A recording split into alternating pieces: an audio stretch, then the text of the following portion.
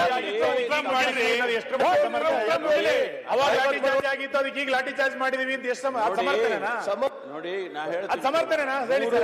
3 ಸಾರಿ 2008ರಲ್ಲಿ ಲಾಠಿ charge ತಮ್ಮ ಸರ್ಕಾರದಲ್ಲಿ ಆಗಿದೆ. ಯಾವ ಪ್ರೊಸೀಜರ್ ಫಾಲೋ ಮಾಡಿ ಗೋಲಿಬಾರ್ ಮಾಡಿದಿರ್ರಿ? ಬರೀ ಲಾಠಿ ಚಾರ್ಜ್ ಅಲ್ಲ, ಗೋಲಿಬಾರಿ ಸಿದ್ಲಿಂಗಯ್ಯ ಚೂರಿ ಸತ್ತೋದ. ನೀವು ಗೊಬ್ಬರ ಅವ್ನು ಕೇಳಿದ್ ಬರೀ ಗೊಬ್ಬರಕ್ಕೆ ನೀವು ಒಂದು ಕ್ಲಿಯರ್ ಮಾಡಿ.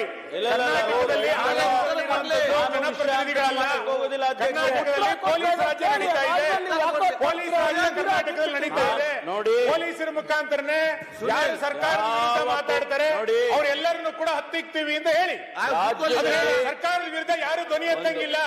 ಸರ್ಕಾರದ ವಿರುದ್ಧ ಧ್ವನಿ ಎತ್ತಂದವ್ರು ಎಲ್ಲರನ್ನು ಕೂಡ ಹತ್ತಿಕ್ತೀವಿ, ಇದು ಪೊಲೀಸ್ ರಾಜ್ಯ ಅಂತ ಹೇಳ್ಬಿಡಿ. ಸುನೀಲ್ ಅವರೇ,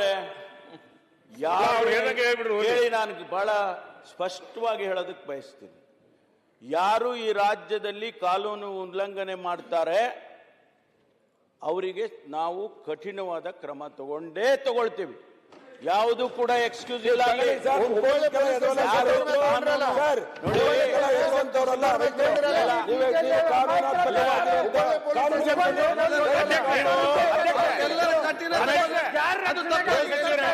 ಪರಮೇಶ್ವರ್ ಅವರ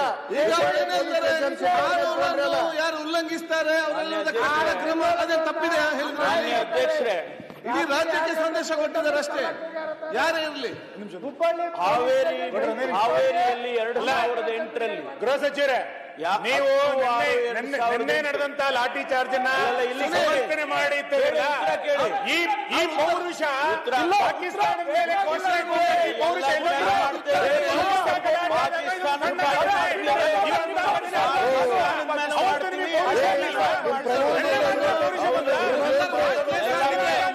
ಪೌರುಷಲ್ಲಾಗಿತ್ತು. ಲಿಂಗಾಯತರ ಮೇಲೆ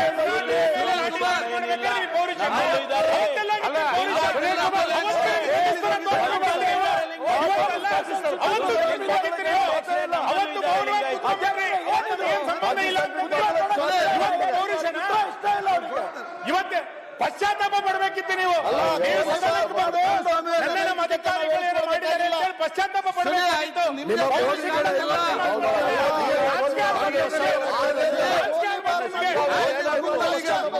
1980ರ ನರಗುಂದ ಘಟನೆಯನ್ನ ನೆನಪು ಮಾಡ್ಕೊಳ್ರಿ. 1980ರ ನರಗುಂದ ಘಟನೆಯನ್ನ ನೆನಪು ಮಾಡ್ರಿ.